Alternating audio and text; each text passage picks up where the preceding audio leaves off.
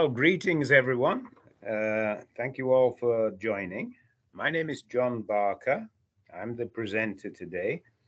A little bit of information about me. I've worked with the telecom industry for many years as a consultant and also developing products for network deployments. And I've been doing this a long time, since the early T1 point-to-point networks to the present fiber internet networks. This is the first of a series of technology presentations that Flytec is going to tell you about.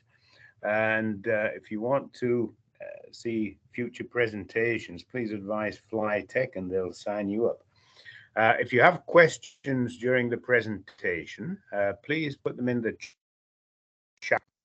And at the end of the presentation, we'll do a Q&A. I'll take about 30 minutes for the presentation. And if you need to contact me at a later time, you can do that through Flytec, and the last slide has the contact information. Okay, so let's proceed with the presentation. We're going to cover three areas. One is the review of the internet last mile connection, which is basically what we're replacing with fiber, and that's the connection from some central hub to the home or the office. The next section explains the optical fiber technologies. We're going to talk about the different components in the optical fiber network. And then finally, the management, which is very important. Once we've built the fiber to the home or office, we have to be able to sell the internet service. And so we need to manage subscribers. We need to control that access to the network. And so we do that with a technology that I'll tell you all about. And finally, the challenges and benefits that ISPs who are going into fiber face. So the last mile, well, we have a number of competing technologies. You're probably all familiar with copper twisted pair, which is the DSL or ADSL.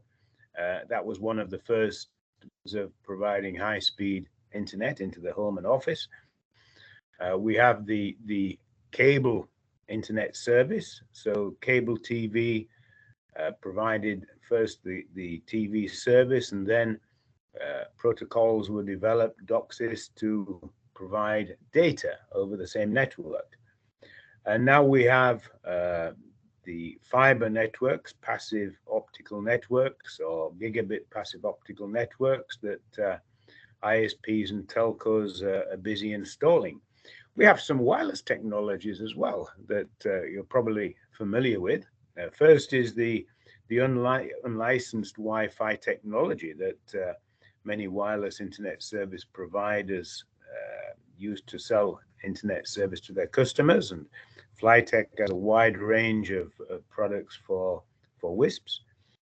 We have telcos who provide fixed broadband wireless to the home or office using LTE and now 5G technology. We have the low Earth orbit satellites. So services like Starlink provide an internet service. And then we have the geostationary satellite links, such as Usenet. If we do a quick comparison between these, we'll see that copper cable, the ADSL, provides us with speeds in the range of 10 to 20 megabits. The useful distance from the central hub is about 3 kilometers. We can extend the network, but we have to put electronics in the circuit to amplify and repeat the signal. And there are a limitation to the number of times we can do that. Coaxial cable is similar. We have a range of about 3 kilometers before the signal deteriorates, maybe a little bit longer than twisted pair. But once again, we have to put repeaters to extend the distance. Optical fiber, on the other hand, gives us a much higher speed. We're not limited to the 10 or 20 megabits that we get with twisted pair or coaxial cable. The GPON, the gigabit passive optical network, gives us 2.5 gigabits down and 1.5 gigabits up, and a single strand of fiber can give us that connection up to about 70 kilometers. And once we get that to the home, of course, we're going to connect that to gigabit Ethernet, and so the maximum speed the customer is going to get is gigabit. And we would split one fiber that goes from our central office for a number of homes, and so we have a passive optical splitter that can go from 1 to 16 ways up to 1 to 128 ways. That reduces the distance. So 1 to 32 way splitter reduces the distance down to 20 kilometers. And we would set rate plans for customers, which is basically a speed limit for a price, maybe 100 megabits or maybe 500 megabits speed. Wireless on the right there, we have point to multipoint WISP, which is unlicensed spectrum. Typically, we're getting data rates up to 100 megabits. We do have various point-to-point links up to a gigabit using unlicensed frequencies, the higher frequencies. The 5G telco service, the fixed broadband to the home, gives a better performance. We can get up to 250 megabits when we have the tower in line of sight, and the latency is low. The problem for the telcos is they do have a limited capacity, and so they have a limit to the number of subscribers they can offer 5G data services to over their network.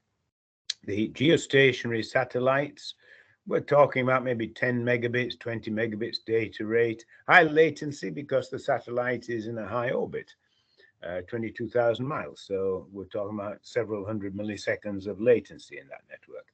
The LEO satellites, low Earth orbit satellites, are only 300 miles away, so we have a much lower latency.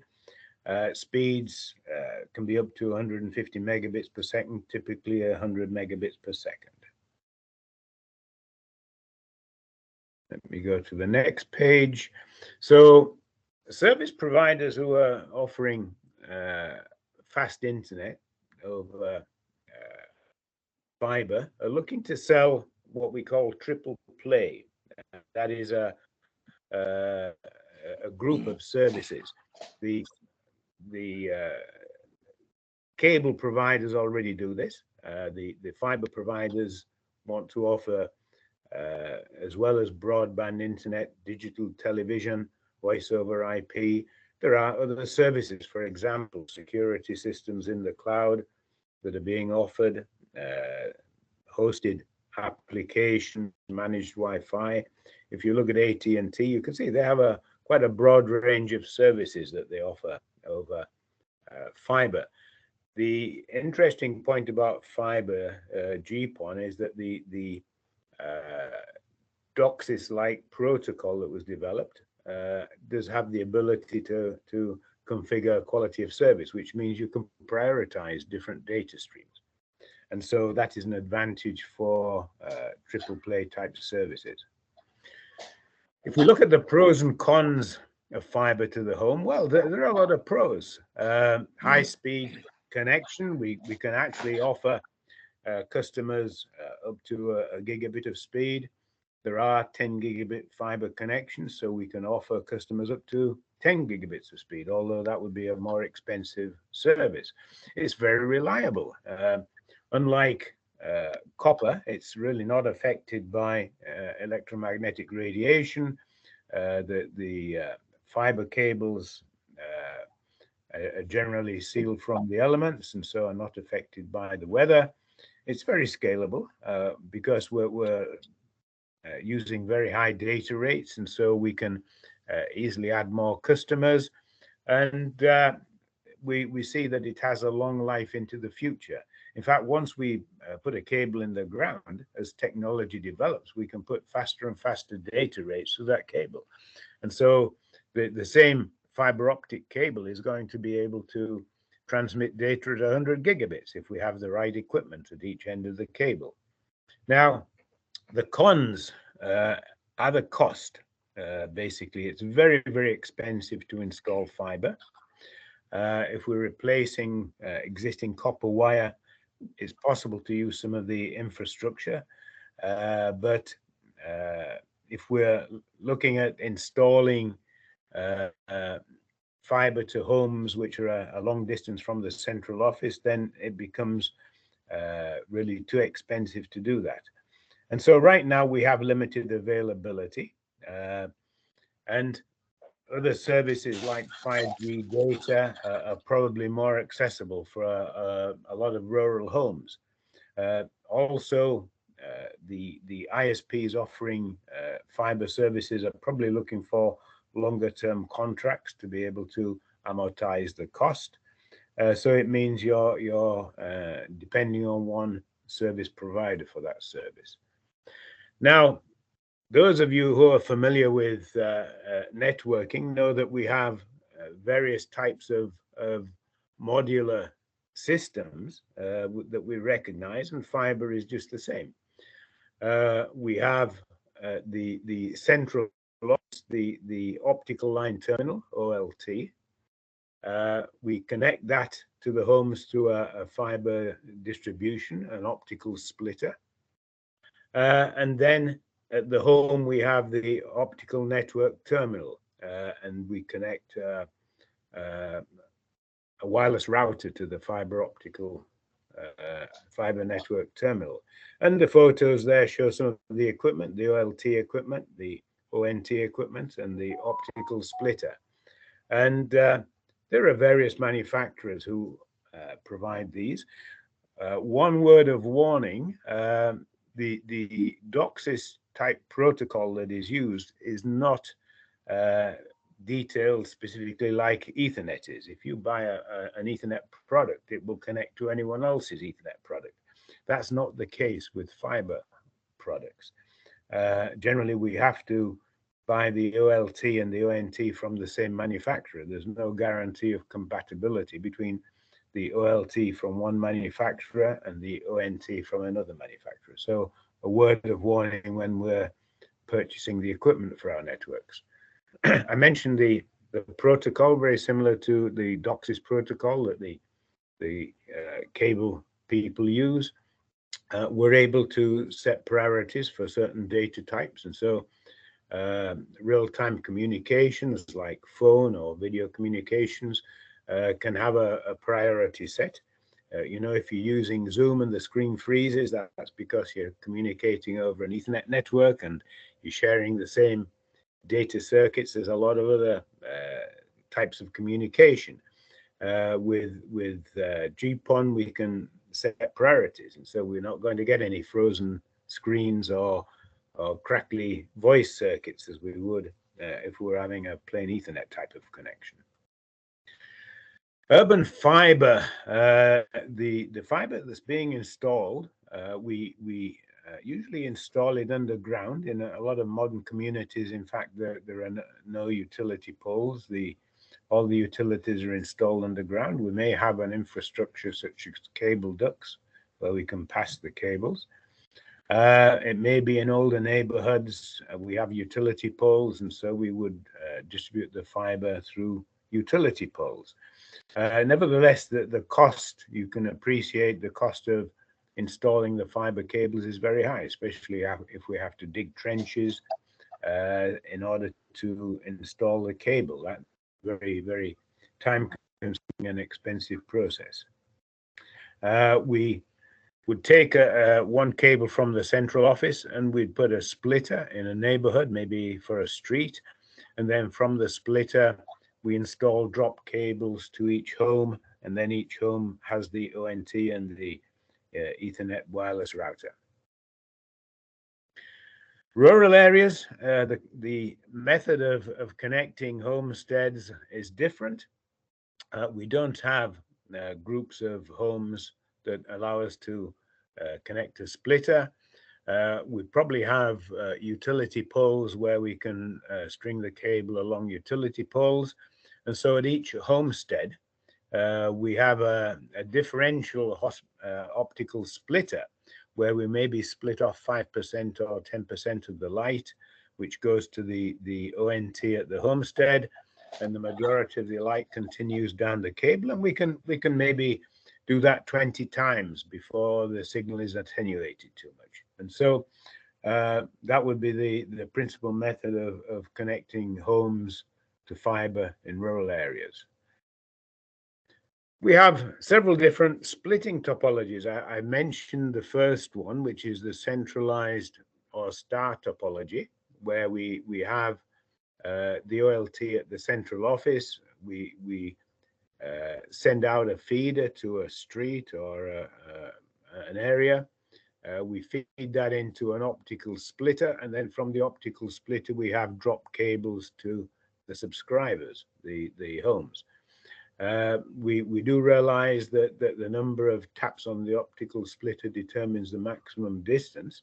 And so, as I mentioned, with a 32-way optical splitter, we can have a maximum of 20 kilometers between the central office, the OLT, and the ONT, the subscriber's ONT.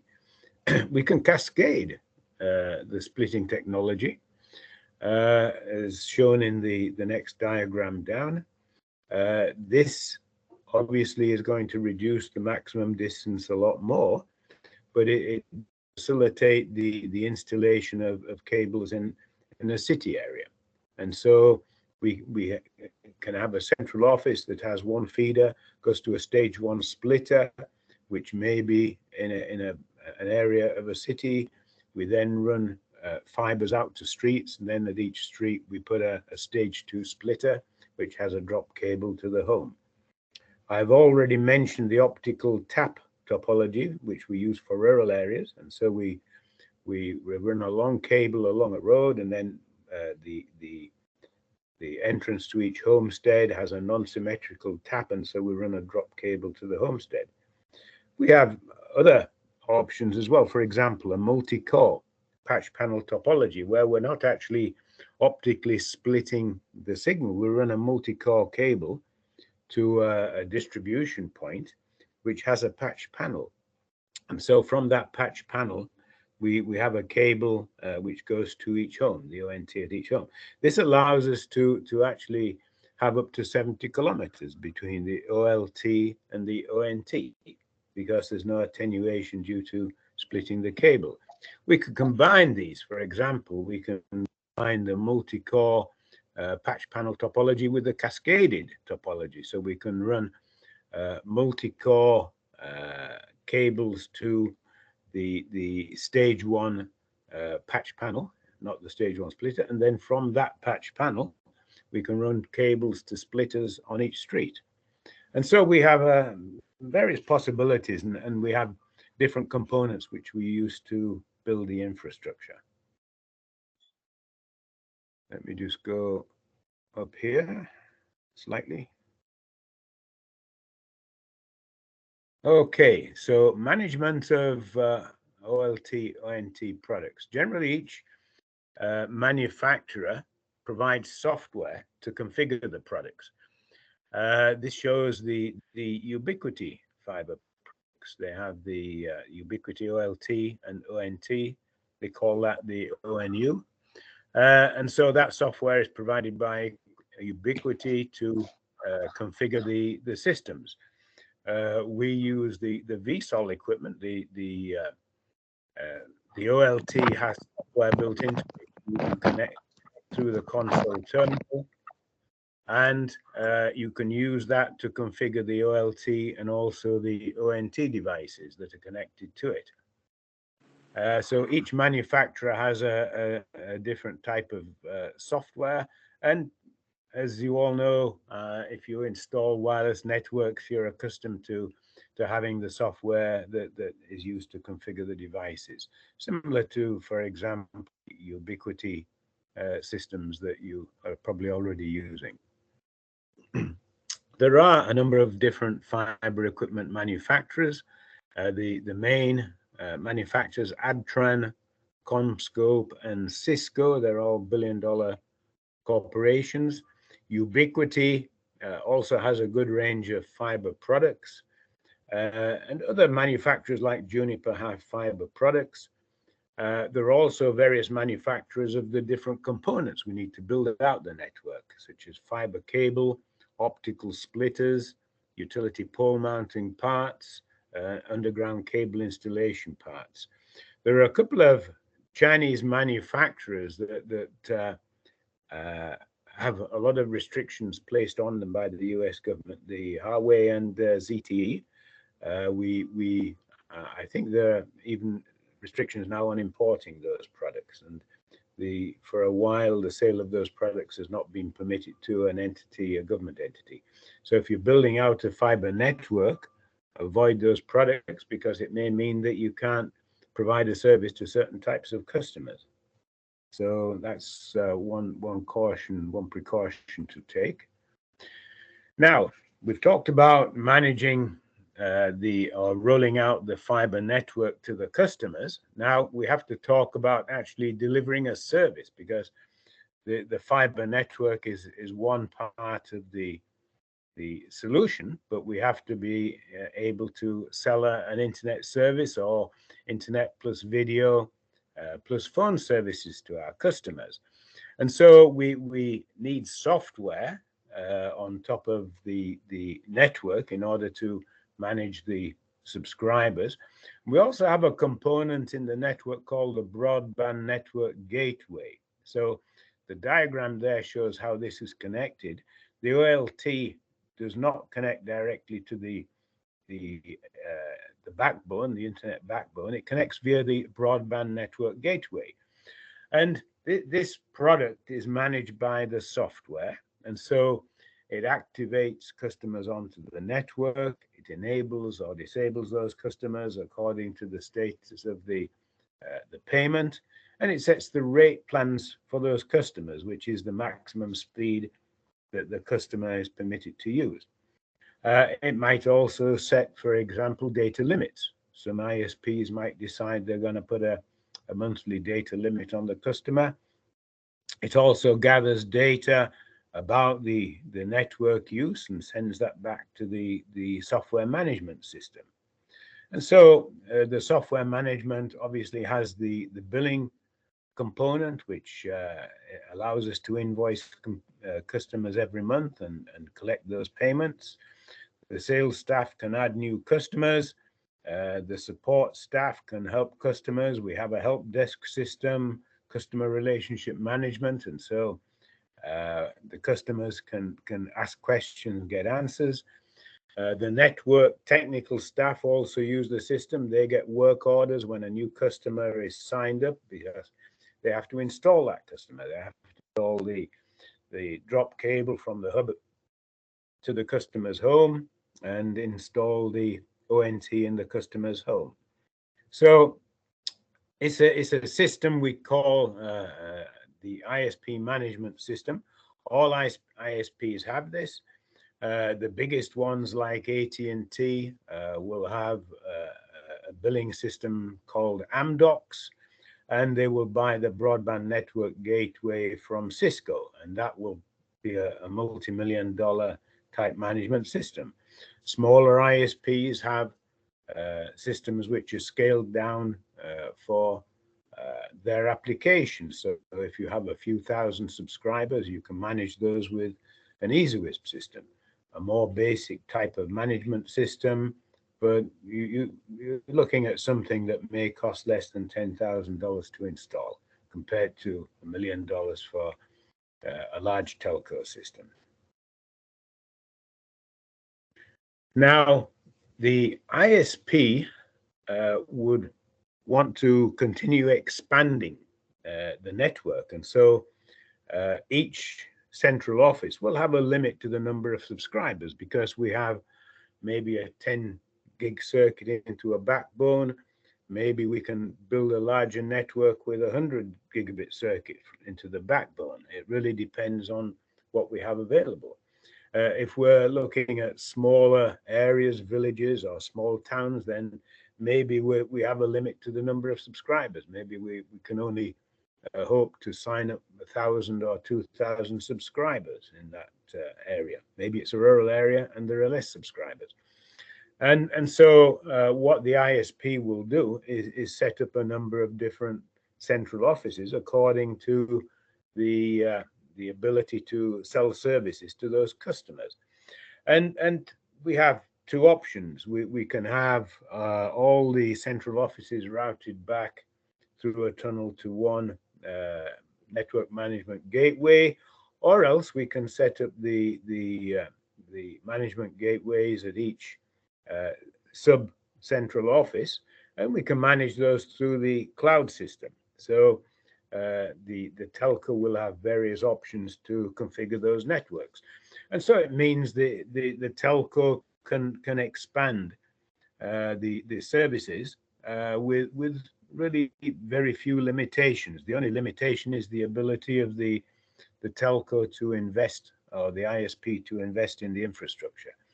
And as you well know, the government have made available a lot of money to help ISPs build out that infrastructure. Last year, 2001, the government approved $45 billion, which right now is fueling a lot of fiber installations.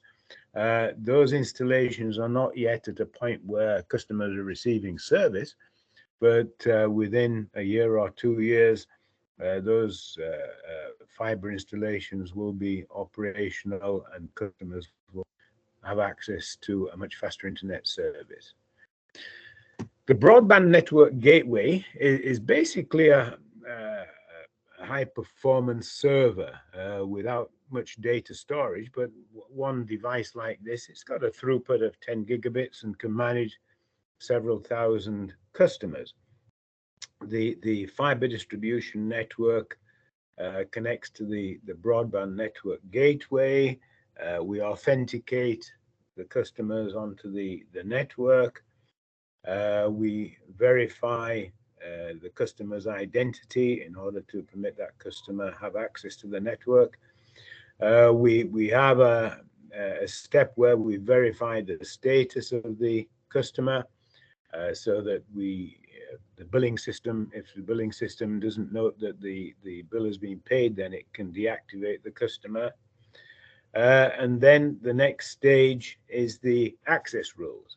This is the maximum data speeds, maybe a data cap, maybe we have other rules that are part of the rate plan for the customer. And so the broadband network gateway is communicating the customer's data through to the internet via the circuit to the wholesale provider, and the gateway is also receiving its instructions through the backhaul to the backbone via the API, which controls how the customers can access the network, and also gathering data and feeding it back to the central management system. The software functionality at first sight might seem a bit complicated, but if we look at the diagram, it's pretty clear. In the middle there, we have the broadband gateway, network broadband gateway. To the left, we have the subscribers' fiber infrastructure, which we've talked about. To the right, we have the backhaul network infrastructure, the data link, 10 gigabits, 100 gigabits circuit into the wholesale provider. Middle left, we have the sales department who enter the information about new customers. That generates two steps. One is to add that customer to the subscriber database. The other step is to generate a work order for the field service technician up at the top right, because once the customer signs up, we have to install that customer. That means putting in the fiber drop cable to the home and installing the equipment in the home that the customer will need to access the network, the ONT and the wireless router.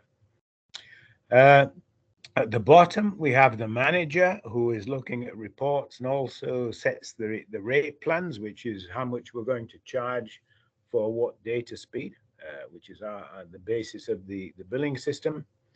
The financial staff are going to ensure the invoices are issued to customers and that we collect the payments and notify the billing database that the payment has been paid. And there are various methods of receiving payments, some electronic, others other types of payments like payment by check. To the left, just below the subscriber, we have access to the customer relationship management portal. So the subscriber can log into his or her account, check information about payments, get past invoices, and also open a help desk ticket. And so we have the support staff who communicate with the help desk in order to help the customer. And the support staff will also take phone calls. Up at the top, we have the network monitoring and alerting, which also communicates to an API interface to the broadband network gateway. That's logging the network status information. And if some part of the network fails, we issue a work order to the field service technician. So a pretty straightforward system. It gets complicated when we have a triple play where we're actually billing for 3 different services. The subscriber may choose only one of the services, not the others. And this shows the software functionality that the management system might have for the sales staff, support staff, the manager, the network staff, and the billing staff. And we have demonstration networks if you want to see more of that. These types of regional systems can be integrated with a telco billing system because the cloud management for the broadband network gateway also has an API which can be used with an existing billing system. And so the existing billing system can communicate with the cloud and manage smaller regional networks. So it becomes very easy for an existing telco to expand his footprint throughout the country. Finally, the summaries, the challenges and benefits for the ISP. Well, installing fiber requires a lot of additional skills like cable splicing. And the biggest challenge that ISPs face right now is getting access to skilled people. There's a huge shortage of skilled people who have the skills to install the fiber networks, for example, cable splicing, that type of thing. It's a skill which requires training. And a lot of the fiber companies have training programs in order to get people up to speed so they're able to roll out the networks. The fiber to the home is a big investment for the ISP, and amortization of that investment takes a much longer period than for a wireless network, for example. However, the ISPs have the help that I mentioned from the government, so they have access to funds in order to build out the networks. The management of a fiber network is identical to any other type of network, any ISP or WISP network. And there are many benefits to providing this service. For example, customer satisfaction is going to be much higher than with other types of services because the speed is much faster, the reliability is much better, and that translates to customer loyalty. So we have high customer loyalty, what the telco companies call churn, which is the turnover of customers is low. And the advantage for the ISP is that the faster speed permits the offering of additional services. So we can offer these triple play services, or we can offer even additional services. And it's very easy to market fiber to existing customers of DSL or cable or even wireless, and we can encourage them to move to the new fiber systems. Finally, Flytec carries all these components that you need to build out a fiber network, the OLT, splitters, the ONT, the BNG. They also have a lot of the other components that you need for the infrastructure to build out the networks. And so you can contact your representative in Flytec in order to find out availability and pricing of these components. Okay, so let me go back here. The last page has contact information.